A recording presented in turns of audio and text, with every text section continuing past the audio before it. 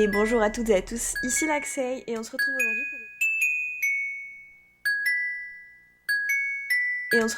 pour une nouvelle vidéo pour parler de mes lectures du mois de janvier. Il y en a une belle pile.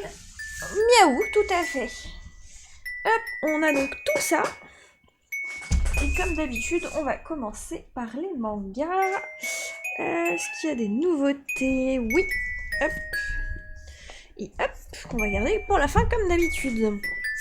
Alors, ensuite, comme suite, j'ai lu du coup les tomes 5 et 6. Voilà, c'est ça, les tomes 5 et 6 de Whispering You All of Song. Petit Yuri, très mimi, sur le thème de la musique, principalement. Où on suit du coup ce petit couple-là, qui est trop mimi. Mais qu'est-ce qu'il y a? Il fait d'un miaou. Ok, voilà. Donc bon, là, on est bien avancé, mais voilà, on est sur une petite romance lesbienne sur le thème de la musique, principalement. Ensuite, j'ai lu le 3e tome de Hokkaido Girls or Super Adorable. Toujours dans sa continuité, c'est toujours aussi mimi, on a la relation des personnages qui évolue. Je retrouve un peu de sexy cosplay doll dans ce manga, je trouve qu'il y a un peu la même vibe, et du coup j'aime beaucoup, j'ai hâte de lire la suite.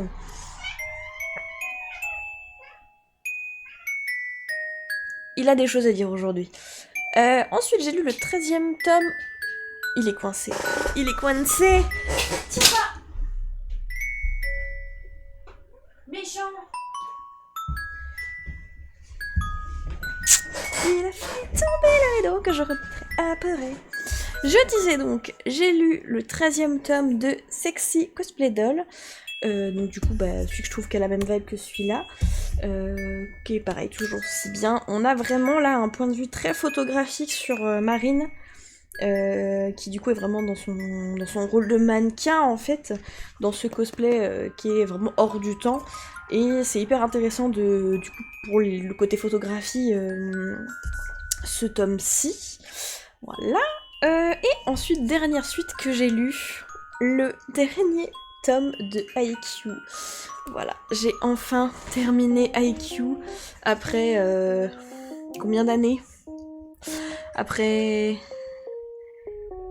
bientôt 5 ans, je pense, à avoir commencé, sachant que j'ai commencé par l'animé, et qu'après j'ai commencé à acheter le manga, et je me suis dépêchée, parce que du coup, moi, j'avais les débuts chez Kazé, j'avais, je crois, les 15 premiers tomes chez Kazé. Ok. Et j'avais pas envie d'attendre...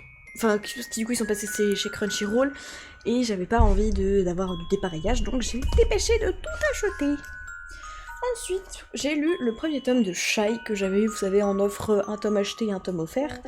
Donc j'ai lu le premier tome de Shy qui c'est sympa. Je sais pas si j'achèterai la suite tout de suite, mais j'ai bien aimé. On est du coup sur un monde où dans chaque pays il y a un héros ou une héroïne, et du coup l'héroïne du Japon c'est Shy qui n'est en fait qu'une ado de 14 ans.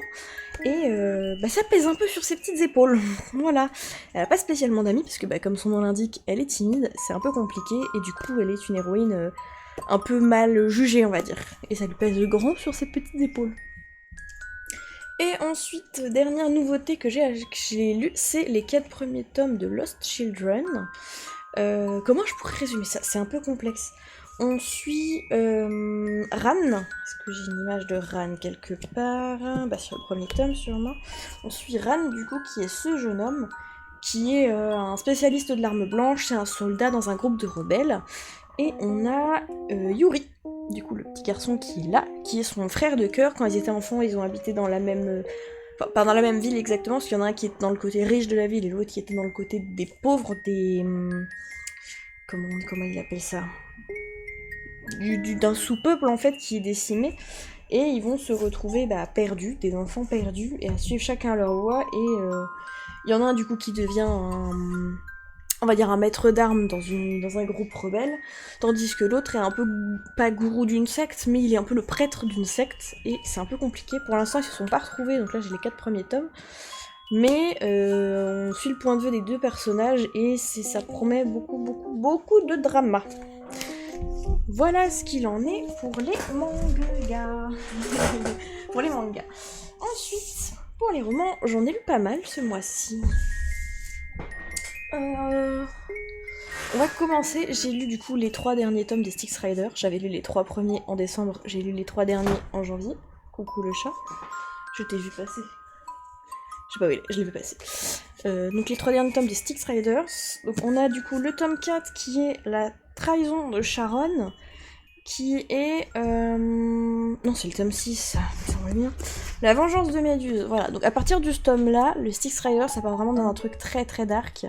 De base, on est vraiment sur un truc de bikers, un peu sombre, mais sans plus.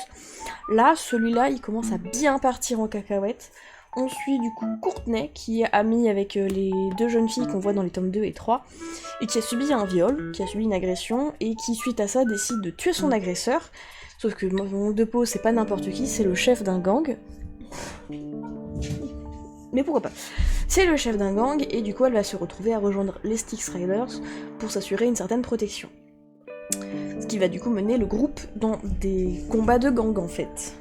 Dans le tome 5, on est dans les limbes de Pandore, on suit Don, qui est du coup le meilleur ami de Gun, pareil qu'on voit dans les autres tomes, et il rencontre Sirène, qui est en fait la fille du chef de gang, dans les chefs des gangs contre lesquels se battent les Striders, voilà, dans lequel est le père de Courtney. C'est beaucoup de personnages en fait qui sont tous mêlés les uns aux autres sans le savoir.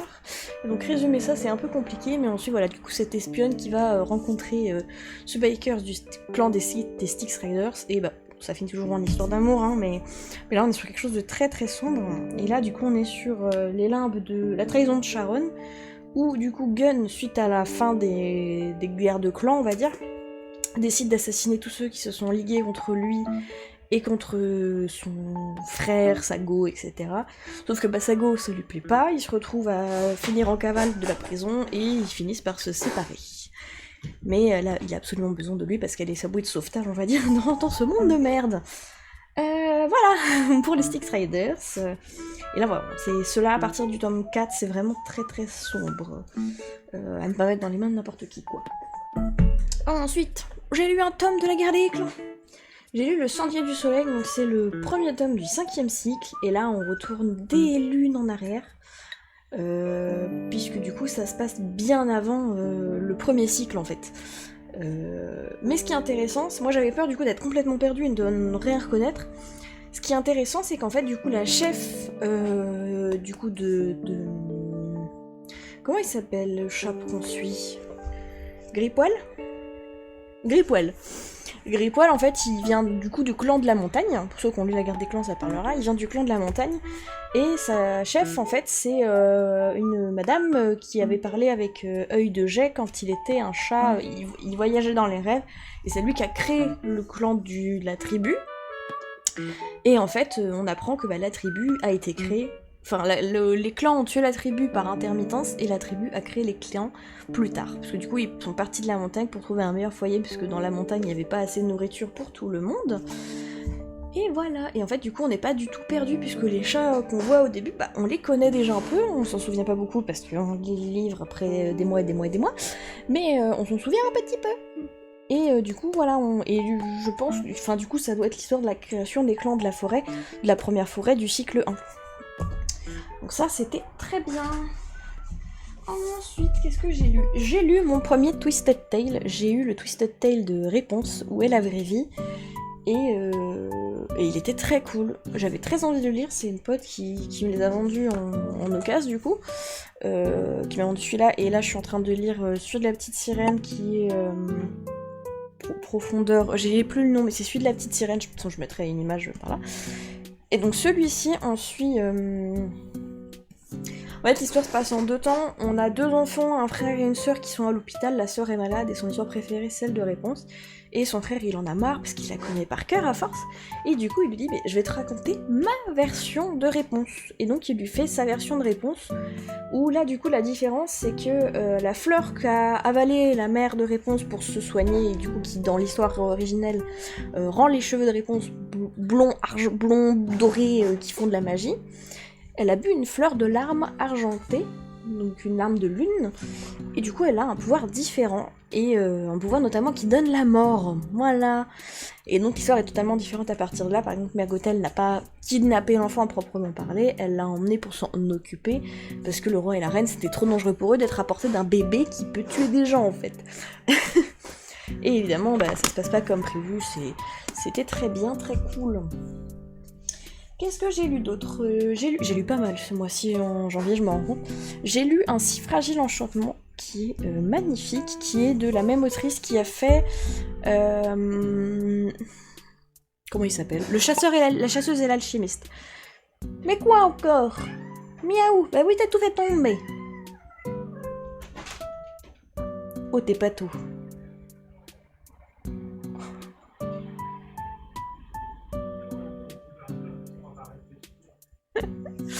Bref, qui a écrit du coup La chasseuse et l'alchimiste, excusez-moi. Le chat fait l'andouille, ça me fait rire. Donc dans celui-ci, on est pareil sur une histoire de pouvoir, la chasseuse et l'alchimiste, on est du coup sur une chasse magique. Là, on est sur un monde où la magie c'est pas mal, mais c'est pas terrible non plus. Moins on en parle, mieux c'est, moins on en a, mieux c'est. Et là, on suit du coup Niam, qui est de ce côté-là, qui elle a un pouvoir, elle peut imprégner des émotions aux vêtements qu'elle coud, ce qui fait que quand les gens les portent, ils renvoient ses émotions. Ce qui fait qu'elle a un talent de couturière de renom, elle-même, en-delà de ça, elle fait des jolies créations, voilà. Et elle va être commanditée par le roi lui-même, par l'un des rois, du coup, pour qu'elle fasse des tenues. Et jusque-là, elle y va, elle s'attend pas à grand-chose. Et en fait, elle apprend que, du coup, doivent se marier Kit, du coup, qui est de l'autre côté, avec une princesse d'un autre royaume pour, en gros, ramener des fonds au royaume, parce que le royaume est pauvre. Parce que leur père, il a voulu se faire un palais en or avant de crever. Voilà. Et du coup, elle va devoir constituer toute une garde-robe pour son mariage et pour celle de la princesse Rosa. Je crois que c'est comme ça qu'elle s'appelle. Voilà, donc en gros, c'est des pions d'un jeu politique. Hein. Sauf qu'évidemment, ça va pas se passer comme prévu. Ils vont tomber amoureux et voilà. Évidemment. C'est toujours mieux quand il y a un peu d'amour dans le coup. Hop, et dernier livre que j'ai lu le mois de janvier, c'est Chaos et Flamme, qui est superbe aussi. Celui-là, ça fait très longtemps. Je l'ai gardé. Oh, mais du coup, je sais à quoi fait référence ce truc, parce que je ne voyais pas trop à quoi ça faisait référence, et maintenant je vois. Je l'ai depuis avril 2022, on va pile à lire. Je l'ai commencé, j'ai pas accroché, j'ai laissé tomber, et du coup là je l'ai recommencé et j'ai pas cherché, j'ai lu pour m'en débarrasser. Et en fait il était très cool, tellement cool que j'ai acheté la suite. Alors que de base j'étais en mode, si ça me plaît pas je le vendrai, c'est pas grave, c'est un collector, j'arriverai à le vendre. Mais au final j'ai beaucoup aimé, et du coup j'ai acheté la suite. On suit du coup Darling, qui est donc la jeune fille de la couverture, qui vient de la famille Kraken, qui vient de la famille Phoenix, mais la famille Phoenix a été complètement décimée par... Non, toujours pas. La famille Dragon. Elle vient de la famille Dragon. Sauf que sa famille a été décimée par la famille Phoenix, et du coup, durant ce truc-là, elle a été recueillie par la famille Kraken. Je vais y arriver.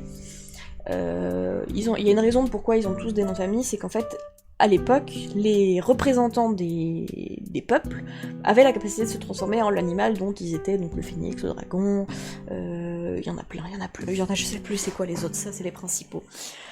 Et en fait, dans la famille Phoenix, c'est toujours pas Phoenix, c'est quoi?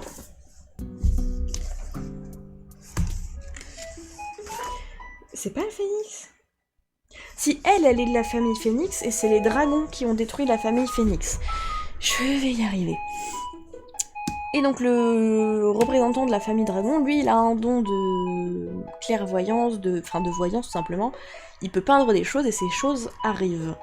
Sauf que quand il était gosse, sa mère voulait pas que ça se sache parce que c'est pas terrible, parce qu'on va l'utiliser en tant qu'oracle. Et du coup, il a arrêté de peindre, il le faisait en cachette, sauf qu'un jour, il a peint un truc comme quoi sa mère allait mourir, il a rien fait pour l'empêcher, sa mère est morte.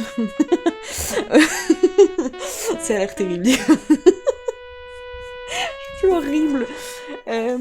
Sa mère est morte, et depuis, il s'est enfermé dans sa tour pour peindre ses peintures, notamment de cette jeune fille. Et son frère... Je sais même plus comment il s'appelle, les deux bros. Est-ce que je peux trouver ça? Aurora, c'est la tente. Donc Caspian et Talon. Donc Talon, c'est le soldat, Caspian, c'est le, on va dire le roi, ce sera plus simple. Caspian a longue voyance, et Talon, c'est le seul qui a vu ses peintures de Darling. Et un jour, en combat, il va tomber sur elle, et le seul truc que son frère lui a dit à son sujet, c'est « Tu dois la sauver ». Sauf que bah là, elle est clairement dans le camp ennemi, elle veut clairement le buter. Voilà, sympa. Mais bah, du coup, il sait qu'elle est très très importante, il sait pas pourquoi.